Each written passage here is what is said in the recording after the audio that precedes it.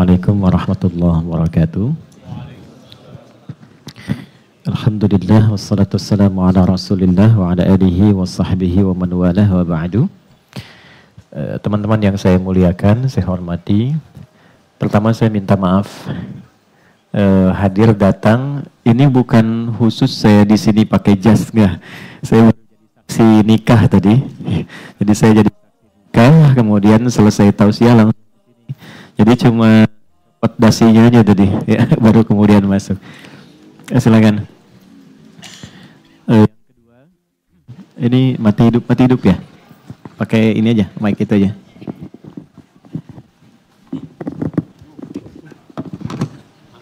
Ya. Yang kedua kita saling mendoakan. Izinkan saya mendoakan kita semua. Mudah-mudahan hari ini kita berkumpul disehatkan oleh Allah Subhanahu Wa Taala. Yang kedua, ditenangkan hati kita, karena di Quran itu ada 3 hal yang sangat dinilai penting. 1, kesehatan. Jadi betapa banyak di Quran, bahkan saat sakit pun itu ada ayat khusus yang membimbing kita itu mempercepat lahirnya imunitas sehingga mendapatkan kesehatan lebih cepat. Ya, itu misal di Quran surah ke-26 ayat ke-80. Ini boleh kita amalkan karena itu ijazahnya langsung dari Al-Quran. Ini bahasanya Nabi Ibrahim alaihissalam. Tapi kalau sakit-sakit agak ringan ya. Misal batuk, misalnya kan serak, suara nggak keluar, atau pegal-pegal, atau sakit yang agak belum bisa ke rumah sakit tapi masih bisa kita optimalkan. Itu sambil dipegang yang kurang sehatnya. Lalu dikatakan begini, wa idza maridtu fahuwa yashfin. Teman-teman boleh catatkan itu di Quran surah 26 Asy-Syu'ara di ayat ke-80. Wa idza maridtu fahuwa yashfin. Maksudnya kalau aku sakit pasti Allah sembuhkan. Jadi di situ ditanamkan cara psikologi, kalau sakit itu justru jangan mengeluh. Jangan merasa lemah. Justru saat kita itu merasa lemah, ya maka ada sel namanya SK kalau nggak salah atau NK ya. Itu ada sel yang memperkuat imunitas kita, dia akan jatuh saat kita merasa lemah. Banyak saat COVID kemarin demikian deh. Ya, saya baru tahu itu karena kemarin baru ngisi ada simposium 123 rumah sakit, kita diskusi tentang pendekatan agama dan pendekatan medis. Nah, salah satunya itu, ternyata sesuai. Saya pernah mengisi di Kalimantan, itu maghrib, akan dekat maghrib 10 menit lagi suara hilang. Lihat nyata suara hilang. Lalu kemudian sedikit dikasih herbal, kemudian dipegang baca ayat tadi itu. Ya Allah, Engkau yang tugaskan aku, Engkau yang ciptakan, Engkau yang ujikan, pasti Engkau sembuhkan. Kemudian kita tingkatkan keyakinan, alhamdulillah begitu mengisi ada lagi. Dan setelah ceramah hilang lagi. Ya supaya istirahat dulu gitu ya, nggak banyak ditanya gitu. Setelah itu kembali lagi. Itu 1. Nah yang kedua, kalau sudah ada penyakitnya yang divonis bahkan secara medis, ini nggak mungkin. Ini mustahil. Ini nggak bisa. Itu pindah nanti ayatnya ke Quran surah 21 ayat 83 sampai 84. Quran surah 21 Al-Anbiya ayat 83 sampai 84. Ya kita sambil nunggu rapi dulu baru kita mulai. Itu spiritnya tentang kisah Nabi Ayub. Ya, Nabi Ayub kan salah satu nabi yang diuji dengan penyakit, catat ini, yang tidak pernah dirasakan orang sebelum beliau dan tidak akan pernah dialami oleh orang setelah beliau. Ya. Dan pesan moralnya apa? Beliau kan nabi kan? Oke, rasul, orang soleh paling baik di zamannya. Sakit parah. Baik, saya mau tanya, kalau Nabi Ayub itu berbuat maksiat tidak? Tidak kan? Baik. Pernah berbuat yang buruk tidak? Tidak. Jadi jangan selalu simpulkan kalau sakit itu karena maksiat. Jangan selalu simpulkan kalau sakit itu karena saya banyak salah misalnya. Tidak. Ada di antara sakit itu yang Allah turunkan untuk menunjukkan sayang Allah kepada hambanya. Karena dalam kondisi orang sakit yang sakitnya sedemikian sulit, bukankah di titik itu dia selalu dipaksa untuk mendekat kepada Tuhannya? Kan nyebut Allah, sholatnya makin meningkat, puasanya makin tambah, zikirnya makin kuat. Nah sedangkan Allah kan paling senang kalau ada hamba yang terkoneksi dengannya. Karena itulah Nabi Ayub ketika di titik beliau sudah kurang lebih 20 tahun diuji dengan penyakit itu, istrinya tanya begini, ini agak cepat ya, Papa kan Nabi, Rasul. Kalau minta sama Allah pasti dikabul. Kenapa enggak angkat tangan, minta supaya disembuhkan? Perhatikan bagaimana Ayub alaihissalam bertanya, berapa lama kita diuji dengan sehat dan kaya? Nabi Ayub itu kaya, sehat, dan sejahtera, anaknya 12. Sejahtera. Lalu hari pertama diuji, mohon izin, mohon maaf, itu kekayaannya habis. Jadi ternaknya mati semua, kebunnya terbakar. Sehari, habis semua. Hari kedua, 12 anaknya meninggal semua. Okay? Setan menduga ini akan mundur. Ternyata hartanya habis, ya proyeknya hilang, itu ibadahnya makin meningkat. Anaknya meninggal dalam sehari semua, makin meningkat lagi. 2 kali lipat lagi. Terakhir diuji dengan penyakit. Dikira nggak akan berpikir. Ketika istrinya bertanya demikian, apa jawabannya? Mah, berapa lama kita sehat, senang dan bahagia? Kata istrinya, kurang lebih 70 tahun. Berapa lama kita diuji dengan sakit dan kondisi begini?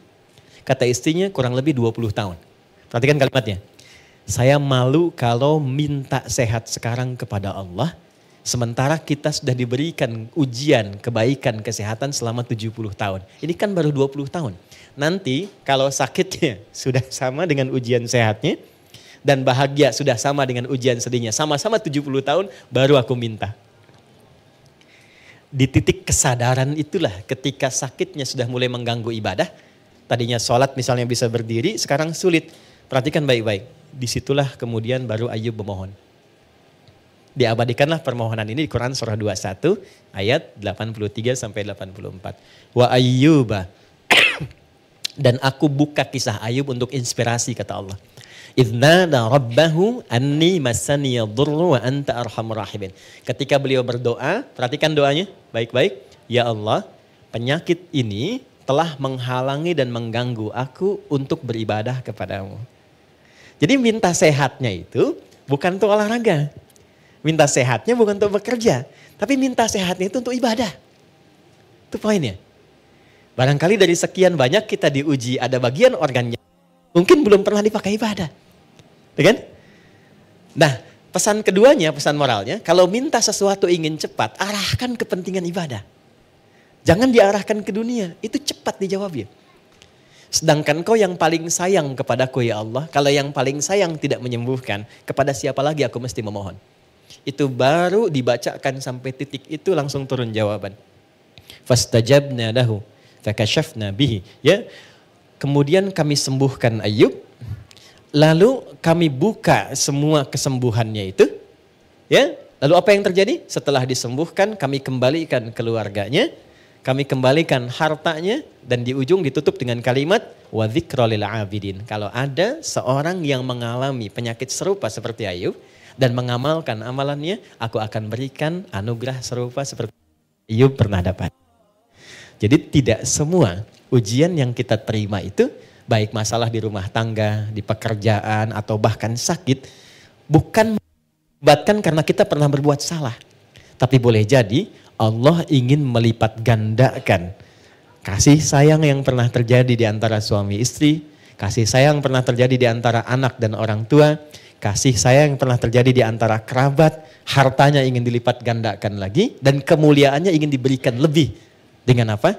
Dengan dia mengembalikan semua itu kepada Allah Subhanahu wa Ta'ala. Nah, ini pembuka kita. Hari ini kita akan banyak dialog. Saya hanya akan sampaikan materi singkat saja.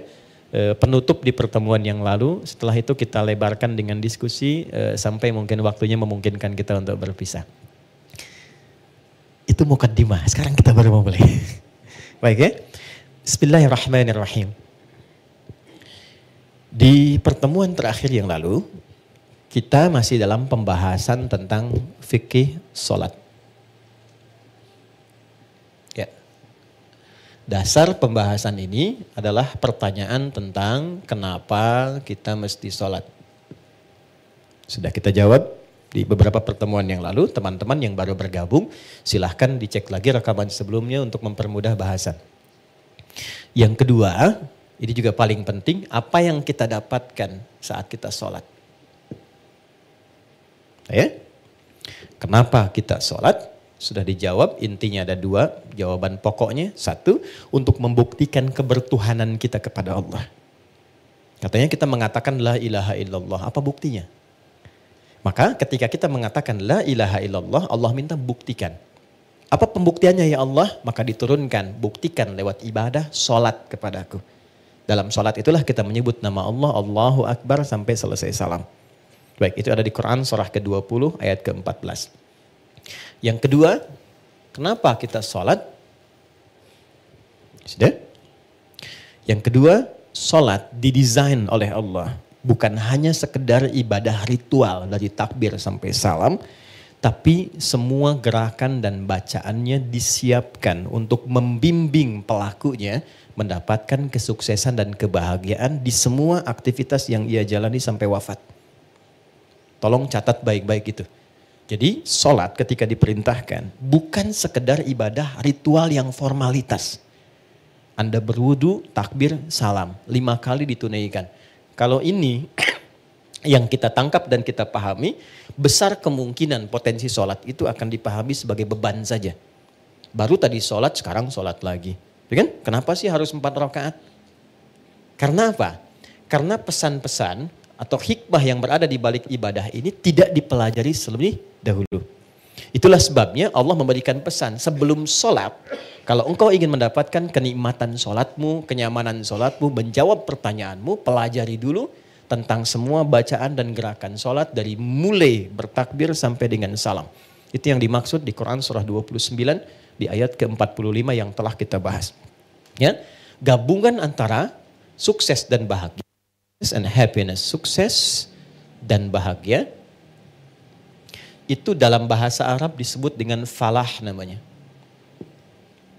Jadi kalau sukses saja tanpa bahagia itu fauz namanya. Turunannya 29 kali disebutkan di Quran. Faiz, fauzi, faizin, fauzan, faizah. Kalau ada yang namanya faiz, fauzan, faizah itu artinya orang yang diharapkan sukses selama hidupnya. Walaupun belum tentu bahagia. Ya itu nama ya. Oke. Kedua, kalau bahagia saja tapi belum tentu sukses, itu fariha namanya. Fariha, turunannya farah, farahan, ya itu fariha. Jadi kalau ada yang namanya farhan, farah, orang yang diharapkan bahagia selama hidupnya. Walaupun belum tentu sukses. Nah, teman-teman tinggal pilih aja, saya yakin pilih yang ketiga. Ya. Kaya tapi gelisah atau miskin tapi tenang? Oke. Kaya tapi tenang. Kalau Anda gabungkan kaya, sukses dan tenang, bahagia, itu bahasa Arabnya falah namanya. Falah. Nah, teman-teman masih ingat gak kalau kita mau sholat itu panggilannya disebut apa? Panggilannya disebut apa? Adzan kan? Adzan itu dari kata udhun, artinya telinga. Jamaknya adzan. Lafaz ini kenapa disebut adzan? Ingin memberikan kesan yang kuat. Hei, dengarkan oleh telingamu, tanamkan pada hatimu. Aku minta sholat bukan ingin membebani engkau supaya ruku dan sujud. Aku enggak butuh itu. Dan orang enggak sholat tidak akan menurunkan status Allah sebagai Tuhan. Kita dipaksa sholat, diperdengarkan di telinga kita. 24 jam. 5 kali sehari. Hayya 'alas sholat. Ayo sholat. Apa tujuannya? Hayya 'alal falah. Jadi kalau teman-teman dengar azan, kalimat hayya 'alas shalah, ayo salat, dan Anda tanya kenapa saya mesti salat? Itu langsung dijawab oleh Allah lewat ya, suara muadzin itu. Hayya 'alal falah. Karena semua gerakan dan bacaan salat itu mengantarkan pada kesuksesan dan kebahagiaan. Ini gambarannya. Nah, ketika kita ingin meraih itu tidak lantas salat langsung dapat, tidak. Kita mesti belajar dulu. Kenapa saya mesti wudhu? Kenapa ngadep kiblat? Apa maknanya itu semua? Kenapa ngangkat tangan begini? Kenapa tangannya begini? Kenapa sedekap begini? Ya kan? Itu semua ada maknanya. Karena itulah orang yang diajari oleh Nabi pertama kali ketika awal-awal dalam risalah Islam. Dengan sholat, bukan zakat, bukan puasa, bukan haji, bukan umrah, tapi sholat. Itu yang merubah hidup mereka dari jahiliyah menjadi sukses dan bahagia di setiap eranya. Khairu ummah. Dengan turunnya Quran surah 3 ayat 110. Nah, pembahasan tentang sholat kita akan bahas dari sisi bacaannya. Kedua, caranya. Ketiga hikmahnya. 3 pokok ini. Dan sudah kita awali dari mulai wudu sampai terakhir kita kemarin Al-Fatihah. Sampai ke iyyaka na'budu wa iyyaka nasta'in. Sampai ke titik itu. Jadi teman-teman yang baru bergabung dicek dulu yang sebelumnya. Lantas baru kita sambungkan ke topik kita kali ini. Jadi kalau ada bacaan, gimana cara bacanya? Setelah itu apa hikmah di balik bacaan itu? Sehingga saat baca itu kita merasakan kenikmatan bacaannya. Oke? Baik. Yuk, di titik ini saya mesti buka dulu supaya kita ada ketersambungan yang sama dalam pembahasannya. Hari ini kita akan sempurnakan dengan pembahasan akhir di penutup Al-Fatihah dan pembuka surah. Kita selesaikan berdiri, baru kemudian pertemuan berikutnya masuk ke ruku. Baik, teman-teman masih ingat di pertemuan yang lalu, kalau orang benar baca Al-Fatihahnya, dan sudah kemarin kita berlatih baca, masih ingat hadisnya? Kalau dia sampai bacaan iyyaka na'budu wa iyyaka nasta'in, ya Allah, Engkau perintahkan aku sholat, ibadah, sekarang aku sholat. Dan Engkau janjikan saat aku sholat, Engkau akan mengabulkan apa yang aku mohonkan. Sekarang aku punya kesulitan, mohon mudahkan dan kabulkan yang apa yang akan aku mohonkan. Itu yang dimaksud iyyaka na'budu wa iyyaka nasta'in. Oke, sekarang saya mau tanya sama teman-teman. Kalau kita diperkenankan untuk meminta apa saja dan itu dikabulkan, kira-kira mau minta apa? Surga. Baik, surga kan di akhirat ya. Rezeki, baik, rezeki di dunia ya. Sehat, apa lagi? Banyak ya? Banyak ya? Dulu kalau nggak salah ada acara di TV itu dalam semenit ambil apa aja gitu kan? Ya, yang kamu inginkan kan? Ternyata nggak sempat keambil juga semua ya. Oke? Nah, lihat hadisnya. Hadza baini wa baina abdi wa li abdi ma sa'al. Ini perjanjian untukku dan untuk hambaku. Kalau hambaku benar pada bacaan ini sampai di titik ini dari awal dia salat. Apapun yang dia minta aku akan berikan. Apapun yang dia minta aku akan berikan. Dan tidak sedikit orang soleh termasuk para nabi, orang-orang soleh yang hidup di setiap generasi, kalau setiap ada masalah rata-rata sholat. Demi Allah rata-rata sholat. Saya tidak bermaksud memberikan nasihat ya, hanya sharing saja. Ada pesan di Quran gini, kalau sedang ada masalah, khususnya di rumah tangga, itu curhatkan di atas sajadah. Itu poinnya. Kalau sedang ada masalah, khususnya di rumah tangga, curhatkan di atas sajadah. Itu ada di Quran surah ke-12 ayat 86. Innama ashku bathi wa huzni ilallah. Adukan, tumpahkan di atas sajadah. Maka yang pertama Allah berikan satu ketenangan dalam jiwa. Jadi walaupun solusinya belum ada, tapi hatinya sudah tenang. Ya. Awas sajadahnya nggak usah dilebarkan sampai ke Instagram, ke Facebook, nggak usah. Di tempat kita ya. Semakin lebar, semakin meluas persoalannya. Itu janji Allah. Yang kedua, ketika kita tumpahkan, ketenangan diberikan. Nah, ketenangan inilah langkah awal yang memberikan kejernihan dalam berpikir sehingga kita mudah melangkah untuk menyelesaikan persoalan. Ketika jernih itulah baru Allah kirimkan solusi. Ya. Nah, sifat kita melakukan itu disebut dengan takwa namanya. Dan kalimat takwa pertama di Quran itu disandingkan dengan sholat. Takwa itu disebutkan 240 kali dalam Quran. Pertama kali disebutkan, disandingkan dengan sholat. Quran surah 2, ayat 2 sampai 3. Dzalikal kitabu la raiba fi hudal lil. Siapa muttaqin orang takwa di situ? Ayat 3-nya.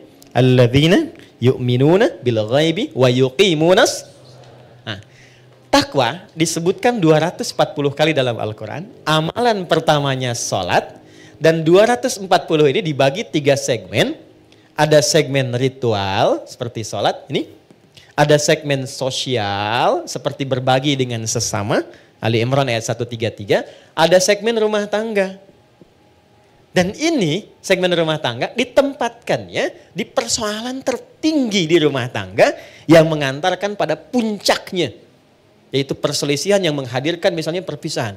Disebut dengan tolak. Ini ditempatkan di Quran surah 65. Surahnya surah At-Tolak, ayatnya persis sama dengan ini, 2-3. Coba lihat. Ini bukan dimirip-miripin ya, saya nggak punya TikTok deh yang sekali ketik langsung tok jadi gitu ya. Enggak. Ini ada ilmu tentang keserasian ayat-ayat dan nomor-nomor dalam Quran. Ditempatkannya di sini. Wa may yattaqillaha yaj'al lahu makhraja. Siapa yang mampu meningkatkan takwanya kepada Allah dalam konteks ini, yuk salat. Yaj'al lahu makhraja. Dia punya masalah apapun, aku bimbing untuk menyelesaikannya. Dan hidupnya bukan gak punya masalah. Sebelum dihadapi Allah sudah kecilkan sehingga tak terasa bahwa itu persoalan. Itu poin. Ya. Betapa banyak solusi yang ringan tapi jarang dilakukan. Kita memilih berdebat dengan pengetahuan, dengan kekayaan, dengan macam-macam. Sehingga gak selesai-selesai. Padahal solusinya simpel. Baik ya? Satu ini. Nah sekarang ada yang lebih dahsyat lagi. Begitu selesai benar baru sampai iyyaka na'budu wa iyyaka nasta'in. Sedang punya masalah apa? Mau minta apa? Ada keperluan apa? Mohonkan. Karena rata-rata bingung mau minta apa, Allah ajarkan satu kalimat yang saat diberikan semua yang kita harapkan dapat. Apa kalimatnya? Oke, setelah iyyaka na'budu wa iyyaka nasta'in, kita baca apa? Ihdinas siratal mustaqim. Itu bukan kalimat biasa, ada rahasia di dalamnya, ada hikmah. Ya, saya tulis dulu ya. Di sini aja. Ihdinas siratal mustaqim.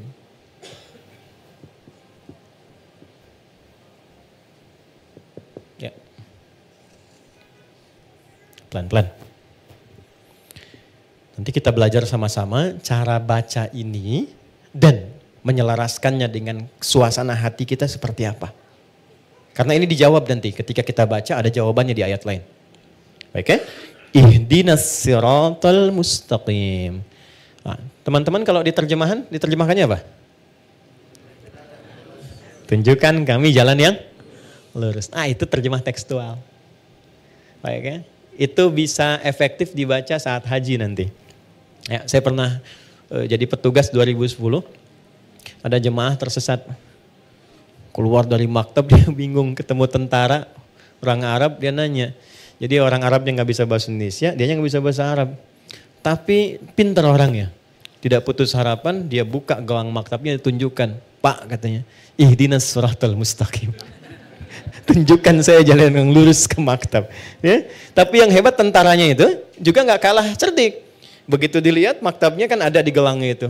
Maka dia tunjukkan siratal ladzina an'amta 'alaihim ghairil maghdubi 'alaihim waladdallin. Lulus jalan ini jangan belok-belok kamu sampai katanya. Itu pernah kejadian. Oke. Ihdina. Ya Allah mohon tunjukkan kami. Ihdina itu dari ahda yuhdi, asalnya dari hidayah. Hidayah, superlatifnya hudan. Oke, pelan-pelan. Ihdi itu bentuk permohonan. Berikan kami hudan. Ini asalnya. Ya, pelan-pelan. Berikan kami hudan. Apa itu hudan? Hudan itu asalnya semua solusi yang kita butuhkan dalam hidup. Simpel sekali. Semua solusi yang kita butuhkan dalam hidup. Contoh, Al-Quran itu disebut hudan oleh Allah. Al-Baqarah ayat 185. Ya syahrul Ramadan alladzi unzila fihil Quran hudan linnas. Kenapa Al-Quran disebut hudan? Karena isinya 6.236 ayat dari Al-Fatihah sampai An-Nas itu semua isinya solusi buat kehidupan kita. Tentang anak ada di situ, tentang pekerjaan ada di situ. Tentang maaf ya, semua hal yang kita jalani dalam hidup dari mulai lahir sampai wafat itu ada di situ semua. Jadi bukan ayat bacaan yang hampa makna, bukan. Itu semua kalau dikeluarkan itu ada temanya secara tematik. Imam Al-Bukhari itu mengeluarkan 97 tema dari Quran. Disusun di dalam kitab beliau namanya Sahih Al-Bukhari. Bukan kitab hadis mata, bukan. Itu ada temanya. Dari mulai tentang iman, Anda bertanya kenapa iman saya suka naik turun. Kalau naik semangat ibadah, kalau turun saya agak malas gitu ya. Di sini nanti dikeluarkan ayatnya, topiknya apa, lalu ayatnya, lalu hadisnya, sejumlah 57 hadis. Ada bab bisnis kitabul buyu'. Teman-teman yang pebisnis, pengusaha, pengen belajar value dari Quran dan hadis, membimbing kita bisnis. Ya. Demi Allah saya katakan, sahabat-sahabat Nabi dan tabi'in generasi setelah itu yang mengaji dari topik ini, tema bisnis, itu setelah belajar mempraktekkan, tidak pernah ada yang kembali modal. Semua kembali untung. Dan kekayaannya itu di atas rata-rata. Ya, saya mau sebut Abdurrahman bin Auf, itu sebelum masuk Islam dan belajar dari Quran, itu kekayaannya itu standar aja walaupun kaya. Tapi setelah masuk Islam, itu kemarin riset saya tentang beberapa para sahabat, itu kekayaannya divaluasi kalau kekinian itu sampai dengan 72.000 triliun. Dan ini riset ilmiah yang kemarin kami kaji, 72.000 triliun. Sekarang Elon Musk baru 3.000 ya. Jeff Bezos juga demikian kan, baru di kisaran itu dulu 72.000. Dan hebatnya masuk surga juga tuh. Masuk surga juga daripada miskin gak jelas kan. Nah ini masuk surga juga. Oke, jadi poinnya begini, saya agak cepat langsung karena waktu kita terbatas. Ihdina, ya Allah berikan aku hudan, solusi dari masalah yang aku rasakan sekarang. Nah saat teman-teman membacakan itu, coba di hatinya rasakan sedang punya masalah apa yang dirasakan. Gitu. Ini jarang dibaca begitu kan? Kan normal saja kan? Ihdinas siratal mustaqim, siratal ladzina an'amta 'alaihim ghairil maghdubi 'alaihim waladdallin. Amin, selesai. Sampai di situ benar untuk menggugurkan rukun dalam salat. Sah salatnya. Tapi Anda enggak dapat ini. Enggak dapat kenikmatannya. Jadi begitu Anda bacakan ihdinas siratal mustaqim, rasakan dalam hati kita, enggak perlu diungkapkan. Kita belum sujud. Enggak perlu diungkapkan, rasakan dalam hati ada masalah apa yang dibawa dalam salat. Karena Allah itu maha tahu orang sholat itu pasti punya persoalan. Pasti bawa masalah. Ini kan tenang-tenang senyum-senyum itu ya boleh jadi juga ada masalah kan. Gak semuanya tenang kan dalam hatinya kan. Sama. Gak ada orang dari subuh sampai zuhur gak punya masalah. Itu gak ada itu. Ya gak ada. Semua orang punya persoalannya. Maka Allah tunggu sampai zuhur itu. Kita minta supaya diselesaikan. Maka ketika selesai zuhur nikmat kita menjalani siang sampai sore. Itu hikmahnya demikian, filosofinya begitu. Jadi begitu Anda bacakan ihdinas siratal mustaqim, ya Allah mohon berikan solusi kan atas semua persoalan yang hamba sedang rasakan saat ini dan Engkau maha mengetahui dengan itu semua. Oke. Lalu Allah berikan. Saya mau tanya teman-teman, mohon izin ya. Kalau diberi itu pengen cepat, pengen lambat? Ingin mudah, ingin sulit? Mudah kan? Baik, kalau ada jalan berliku dengan jalan lurus, yang paling cepat yang lurus atau yang belok-belok? Lurus kan? Nah, lurus itu namanya siratal mustaqim. Mustaqim itu lurus, artinya mudah. Sirat itu lapang. Jadi sirat itu, jembatan kan yang sering kita pahami ya, jembatan, itu sebetulnya bukan jembatan sempit. Kan Nabi pernah sampaikan, kayak rambut di bawah 7 kan? Ya kan? Nah itu menjadi sempit pada orang yang banyak maksiat dan kurang amal. Tapi bagi orang yang dekat dengan Tuhan, dia mendedikasikan kegiatan di dunianya untuk beribadah kepada Allah dengan berbuat baik, maka itu menjadi lapang. Ketika lapang itulah menjadi surat namanya. Paham? Baik, jadi seakan kita minta begini, ya Allah, mohon berikan aku solusi dan lapangkan saat aku menerimanya, serta mudahkan dalam prosesnya. Jelas? Lapangkan aku saat menerimanya dan mudahkan dalam menjalani prosesnya. Oke. Saya kasih pertanyaan, kalau bisa jawab saya kasih hadiah umroh ya. Saya serius. Saya serius. Bintang 5 di Mekah Madinah. Oke. Salat sendiri kan? Ya kan? Walaupun berjamaah kan kita sendiri kan? Ya kan? Nanti sifatnya jamaah dengan banyak orang. Kenapa di sini mintanya tunjukkan pada kami, padahal kita sendiri. Ihdina. Kenapa enggak ihdi? Oke, silakan. Ya. Boleh?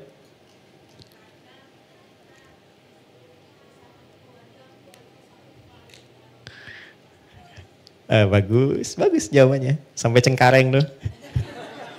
Oke, ada yang lain? Silakan.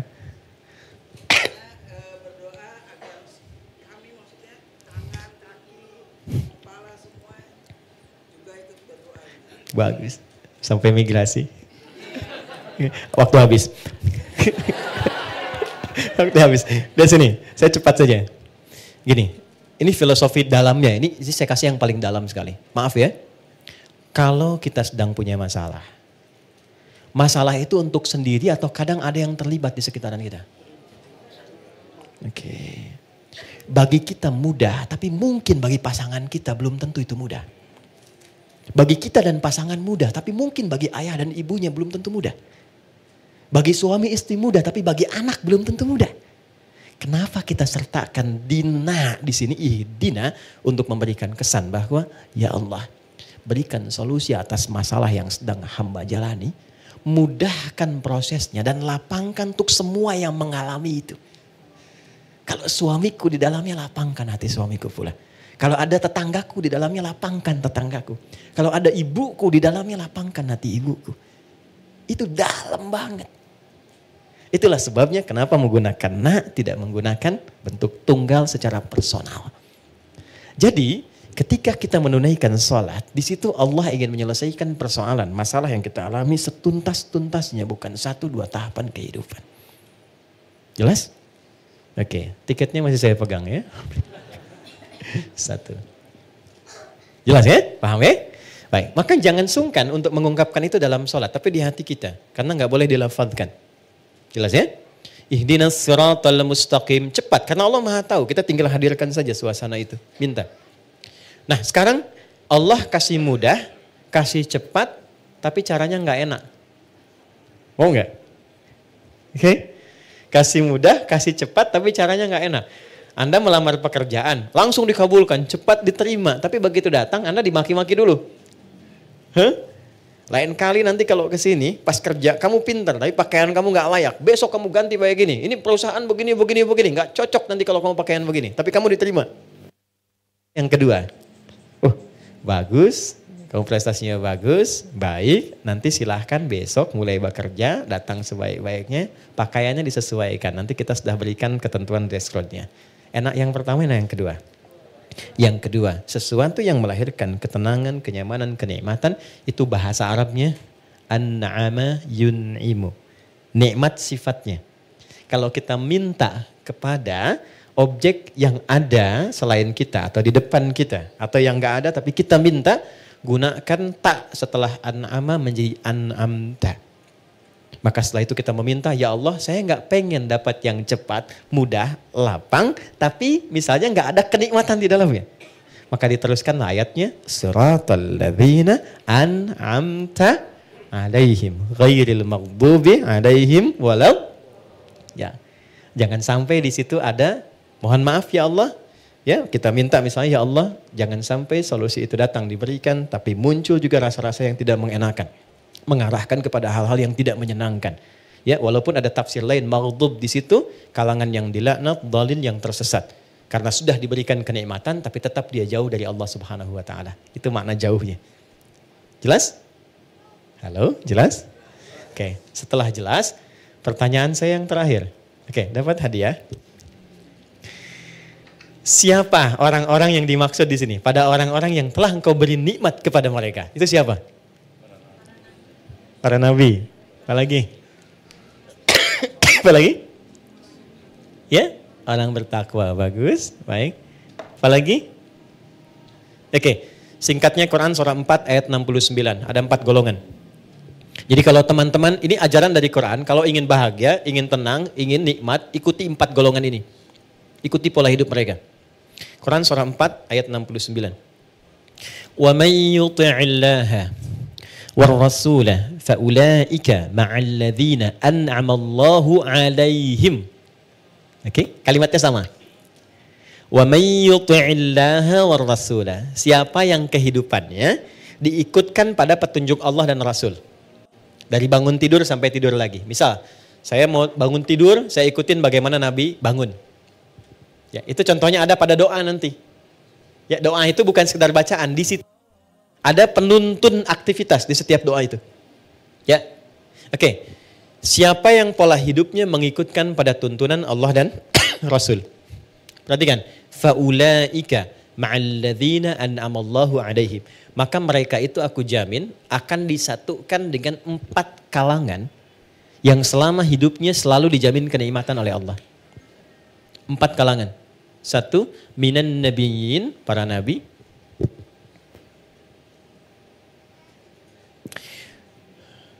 2, siddiqin, orang-orang yang membenarkan Quran dan mengamalkannya. Misal, kata Quran, berjilbablah perempuan.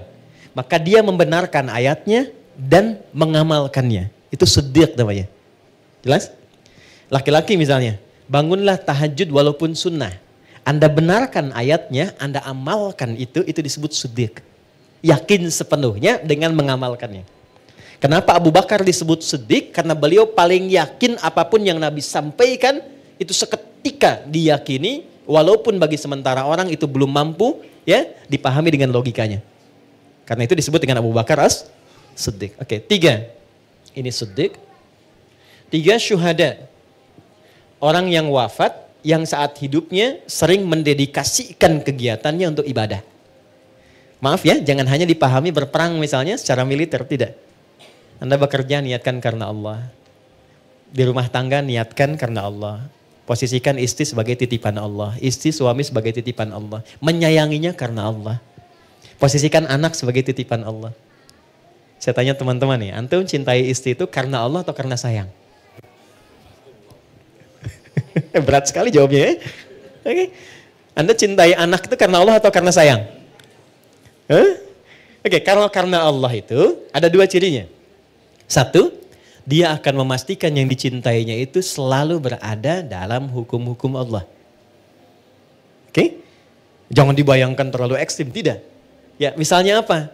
Sholat, diajak sholat. Diingatkan ngaji misalnya. Didekatkan pada yang baik-baik. Istri pesan ke suami, cari yang halal ya. Jangan pernah datangkan yang haram misalnya.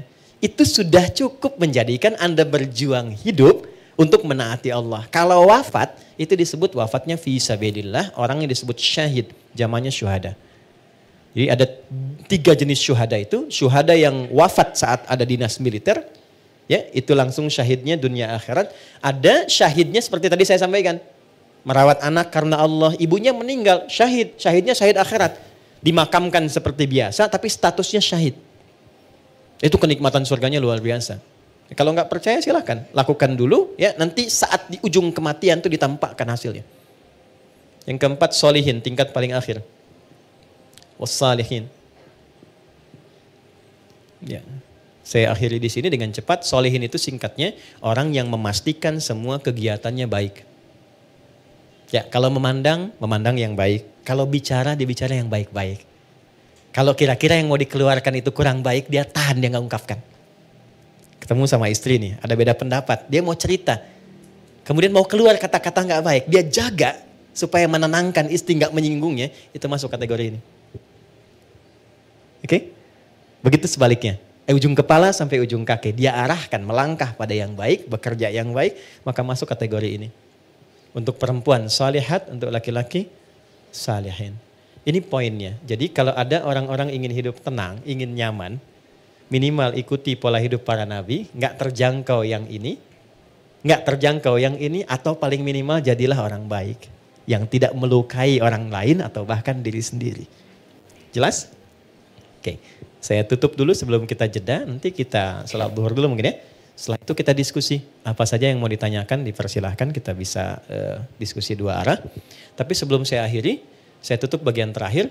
Ghairil maghdubi alaihim waladdallin. Kemudian diucapkan apa? Amin. Nah aminnya itu ketika dilafadzkan artinya mohon kabulkan ya Allah. Karena kita sudah meminta sampai ujung tadi, mohon kabulkan ya Allah. Oke. Ini baru permintaan umum. Belum khusus. Kan baru umum tadi kan?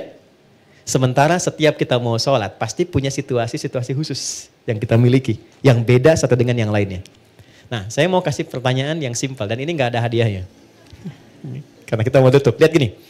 Kalau kita ingin menyampaikan pesan. Ingin menyampaikan pesan sesuatu.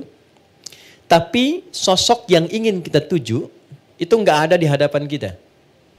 Nggak bisa kita lihat, nggak ada ya. Kita mau sampaikan pesan ke orang yang nggak ada di hadapan kita, kan? Nggak bersama kita saat ini, maka biasanya apa yang kita lakukan? Ya? Doa, kita mau sampaikan sesuatu. Ingat? Dulu teman-teman kalau mau kirim kabar, kasih kabar, mau nyampaikan sesuatu, kan sekarang dulu belum ada handphone ya, belum ada misalnya untuk kirim-kirim pesan, messenger dan sebagainya. Biasanya tulis apa? Surat. Gampang ya. Biasanya tulis surat. Saya mau tanya, setelah baca Al-Fatihah, sebelum ruku, kita baca apa? Surat. 114 surat. Oke? 114 surat. Pertanyaan besarnya, kenapa kita baca surat dan surat apa yang dipilih setelah Al-Fatihah itu? Dan di situ terdapat rahasia besar yang spesifik terkait dengan apa yang sedang kita rasakan dan kita butuhkan. Surat apa yang dipilih, bagaimana cara membacanya? Itu yang akan kita jawab setelah menunaikan salat zuhur berjamaah. Oke, kita jeda sejenak, kita tunaikan salat zuhur baru kita sambungkan. Assalamualaikum warahmatullahi wabarakatuh. Kita simpulkan sejenak dulu, mungkin 1-2 menit apa yang tadi kita uraikan. Lalu setelah itu kita buka sesi untuk diskusi. Yang pertama bahwa bacaan Al-Fatihah bukan sekedar bacaan yang menjadi formal rukun dalam sholat. Artinya kalau dia nggak baca, sengaja nggak baca, sholatnya dianggap tidak sah. Mesti diulang. Secara formal, dibaca bacaannya dengan benar, maka ini menunjukkan sholatnya benar. Tapi setiap bacaan dan gerakan sholat selalu punya makna yang disiapkan oleh Allah untuk mengantarkan kita pada kehidupan yang sukses dan membahagiakan. Inti Al-Fatihah, satu, adalah satu bacaan yang saat diungkapkan kita diminta untuk menyertakan harapan-harapan dan persoalan yang tengah kita alami, sehingga Allah Maha Tahu. Tapi dengan kita mengungkapkan itu dan merasakan apa yang dialami, kegelisahan yang ada dalam jiwa itu keluar. Ini poin utamanya. Karena memendam persoalan itu lebih berat dibandingkan dengan kita mengalaminya. Memendam itu berat sekali. Nah, psikolog itu seringkali kan bahkan memberikan satu misalnya treatment dengan coba tuliskan saja.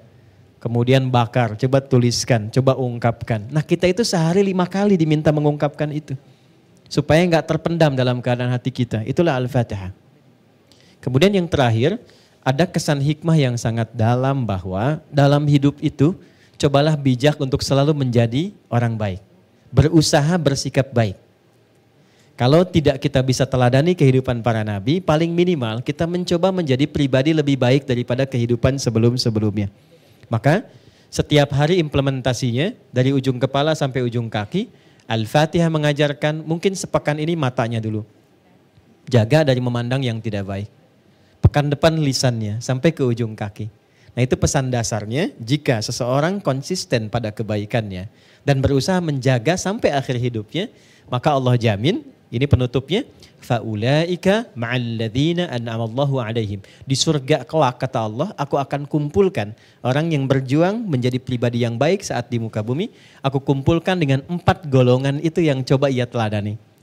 Jadi ayat ini memberikan jaminan, Quran surah 4 ayat 69, ada orang yang di surganya dikumpulkan sesurga bersama semua para nabi yang pernah bertugas di bumi.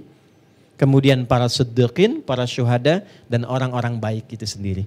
Itu ada di Quran surah keempat ayat 69. Jadi Al-Fatihah itu jaminan dunia akhirat. Itu yang menjadikan kita sering baca baik dalam sholat ataupun di luar sholat. Dan penutupnya, orang yang membacakan setiap bagian huruf-huruf Al-Fatihah sampai ujungnya dan benar mengucapkannya, ini kalimat nabinya langsung, kalimat nabinya, maka tidaklah ia memohon kecuali dijawab doanya. Tidaklah ia memohon kecuali dijawab doanya. Bonus sebelum kita diskusi, ada 2 di dalam Quran. 2 ayat, 2 surat terpisah. Yang kalau kita bacakan, itu bahasa hadisnya begini, apapun yang diminta langsung dikabulkan. Yang pertama, 2 ayat terakhir Al-Baqarah. Ya, ayat 285 sampai 286. Amanar Rasulu sampai dengan la yukallifullahu nafsan illa wus'aha. Oke? Jadi kalau teman-teman sedang gelisah, galau atau ingin memohon sesuatu, itu bisa dibuka dengan 2 ayat itu. Itu petunjuknya langsung dari malaikat Jibril kepada Rasulullah SAW. Kalimat malaikatnya begini, Muhammad kalau bahasa kita selamat, engkau diberikan oleh Allah 2 surat dengan 2 keadaan yang tidaklah dibacakan setiap hurufnya kecuali minta apapun diberi. Sepanjang itu baik untuk dunia dan akhirat kita. Jelas ya? Nanti cara menjawabnya Allah 3 cara. Nah, 3 ini nanti kalau ditanya baru saya jawab ya supaya nggak kepanjangan. Oke? Baik, jadi 1 Al-Fatihah, yang kedua Al-Baqarah 2 ayat terakhir. Oke. Saya kira itu kesimpulannya dan untuk pembahasan surat kita akan teruskan di pertemuan berikutnya. Kenapa baca surat lagi setelah Al-Fatihah? Surat apa yang kita mesti baca dalam sholat yang kita lakukan itu? Dan kemudian bagaimana cara membacanya? Itu nanti jawabannya di pertemuan berikutnya insya Allah.